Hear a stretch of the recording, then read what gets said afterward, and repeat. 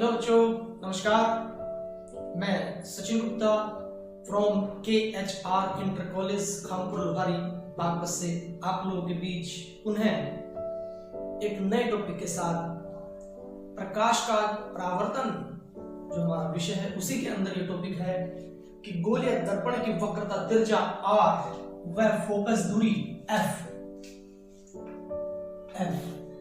में संबंध। गोलीय दर्पण की वक्रता त्रिज्या r व फोकस दूरी f में संबंध। ये आप लोगों को पता ही होगा कि फोकस दूरी f बराबर वक्रता त्रिज्या r बटे 2 होती है, अर्थात f is equal to r बटे 2 होता है। लेकिन ये कई किताबों में इसका प्रूफ दिया हुआ है और कई किताबों में इसका प्रूफ नहीं दिया गया है। लेकिन क्योंकि इंपॉर्टेंट टॉपिक है इसलिए मैं आप लोगों को इस टॉपिक के बारे में समझाने का प्रयास करता हूं। f बराबर r बटे 2 कैसे आया। छोटा सा क्वेश्चन है, ज्यादा बड़ा क्वेश्चन नहीं है। तो अब आप लोगों के सामने एक चित्र बनाया हुआ है मैंने। ये हमारा अवतल दर्पण है, आप लोग समझ गए होंगे कौन सा है। अवतल दर्पण, क्योंकि उभरे भाग पर 42 है और जो परावर्तक तल है वो गहरे वाला तल जो है वो परावर्तक तल के रूप में कार्य कर रहा है।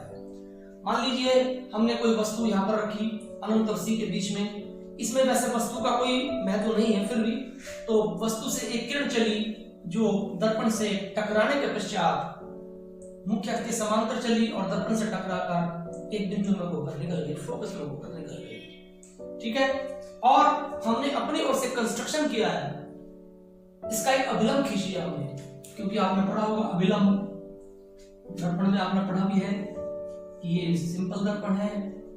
यदि कोई किरण आई तो टकराने के बाद वापस लौट जाएगी और इनके बीच में जो 90 का कोण है उसको बोलते हैं अभिलंब। इसमें एक कोण होता है I, एक कोण होता है R। ये जो परावर्तन के नियम है, angle I is equal to angle R होता है। ये आप लोगों को भली भांति आप इससे परिचित है, I is equal to R। उसी चीज का हमें यूज यहाँ पर करना है। तो हमने इसका नाम वैसे तो I है और इसका नाम R है, लेकिन सुविधा की दृष्टि से मैंने इनका नाम एंगल नंबर 1, एंगल नंबर 2 और एंगल नंबर 3 रख दिया।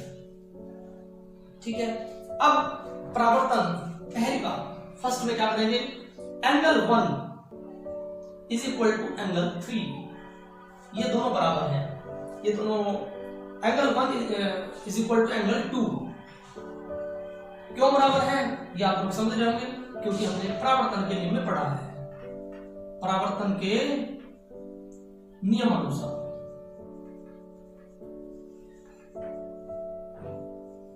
कोई दिक्कत, क्लियर।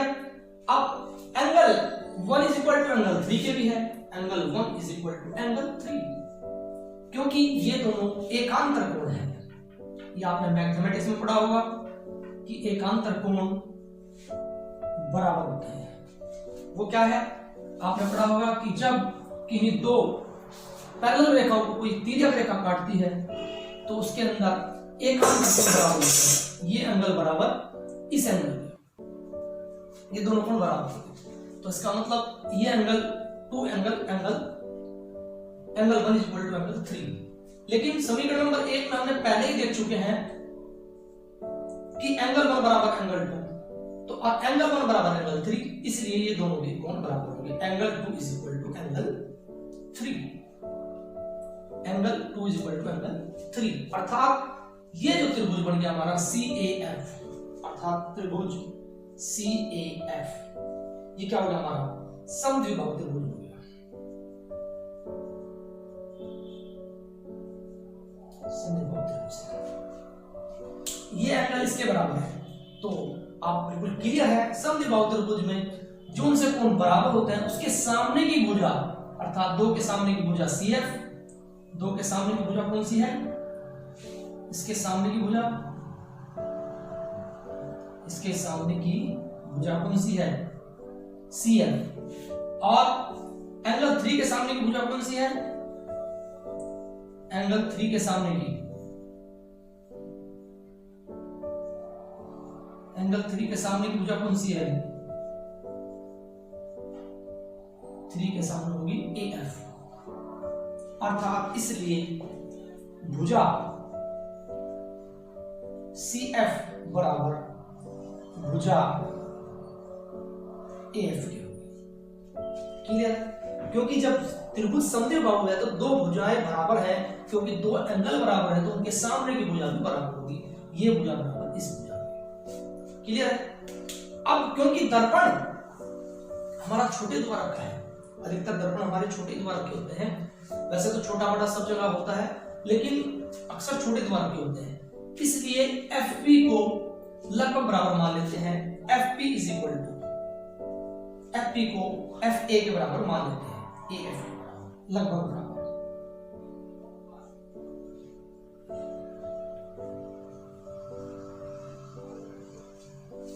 लेकिन इसको हम बराबरी मान के चलते हैं। यदि ये रेखा इसके ऊपर डाल दी जाए तो ये रेखा और ये रेखा दोनों बराबर होंगी। तो सीधी सी बात है, तो FP बराबर AF। अब CF में AF जोड़ दूं मैं, CF में AF जोड़ देता हूं, यदि CF जमा AF तो क्या हो जाएगा ये, अर्थात CF को AF की जगह FP लिख दूं प्लस FP, या CF और FP ये हो गई। तो CF और FP बराबर हो गई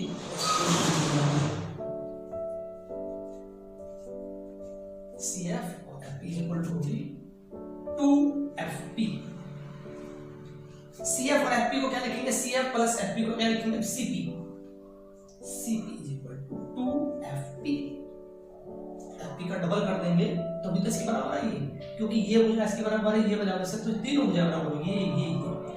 तो CP बराबर क्या होगी 2FP, और CP को क्या कहते हैं, वक्रता त्रिज्या हमारी R है, और ये क्या है, ये यहां से आकर की दूरी कहते हैं F, और यहां से आकर की दूरी कहते हैं, आपने सुना होगा इसको कहते हैं R, वक्रता त्रिज्या R।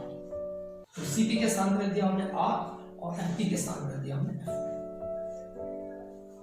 तो R बराबर 2F, R बराबर 2F, या हम लिख सकते हैं F बराबर R बटे 2।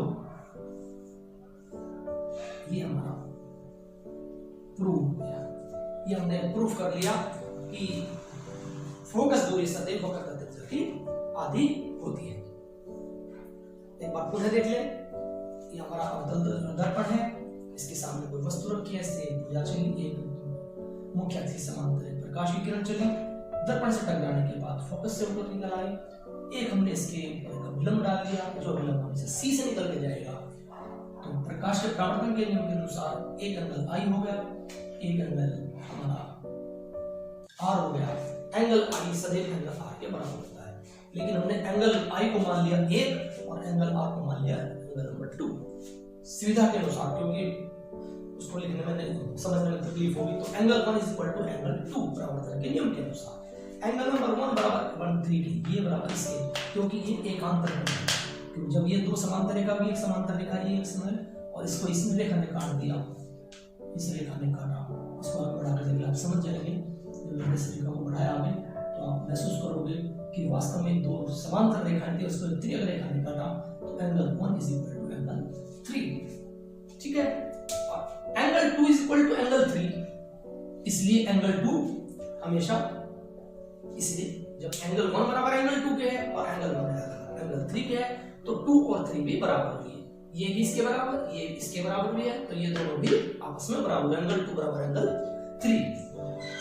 अब त्रिभुज CAF समद्विबाहु त्रिभुज बन गया, ये त्रिभुज जो हमारा क्या बन गया, समद्विबाहु CAF समद्विबाहु त्रिभुज में जब दो अर्थात दो कोण बराबर हैं तो दो भुजाएं भी बराबर होंगी, तो भुजा CF बराबर भुजा AF लगभग बराबर हो गई है। क्योंकि ये हमारा दर्पण का जो द्वारक है बहुत कम है, छोटा है, इसलिए A बिंदु को P बिंदु पर ही मानेंगे कि A बिंदु भी इतनी दूर है, B बिंदु भी उतनी ही दूर है। तो CF बराबर AF लगभग बराबर हो गया, लेकिन हम CF में यदि F जोड़ दें, CF में AF जोड़ दें, ये दोनों जोड़ दिए, तो इसको कैसे बराबर करेंगे, CF को एज इट इज रख लिया, AF की जगह क्या रख लिया हमने, AF की जगह रख लिया हमने FP, CF plus FP is equal to, ये किसके बराबर हो गया, इस F के डबल के, यानी कि क्योंकि ये भी F है और यहां से यहां तक भी F हो गया, क्योंकि ये बराबर इसके है, इसलिए यहाँ से आकर की दूरी f को यदि डबल कर दिया जाए 2f के बराबर होगी, तो Cp इज इक्वल टू, और Cf plus Fp, Cf Fp को हम बोलेंगे R, इसको बोलते हैं R, और Cp की वैल्यू क्या है R, तो 2f हो गया। जस्ट ऐसे लिख दीजिए, ठीक है। तो Cf प्लस Fp को हम लिख सकते हैं Fp प्लस Fp, तो Cf plus Fp is equal to हो गया Cp, Cf plus Fp is equal to क्या हो गया Cp, और Fp और Fp 2Fp, Fp और Fp अलग अलग लिख सकते हैं, उसे इकट्ठा कर सकते हैं। Cp is equal to 2Fp, R बराबर 2F, Cp की जगह लीजिए R और 2F, Fp की जगह लीजिए F, तो R बराबर 2F, R बराबर 2F, F बराबर है 2। इस प्रकार ये आपका फॉर्मूला सिद्ध हो जाता है। इन शब्दों के साथ मैं अपनी वाणी को विराम देता हूँ। इस टॉपिक, ये बड़ा इंपॉर्टेंट टॉपिक है, आप बड़ा ध्यान के साथ इस टॉपिक को क्लियर कर लेना, ठीक है। धन्यवाद। जय हिंद, जय भारत।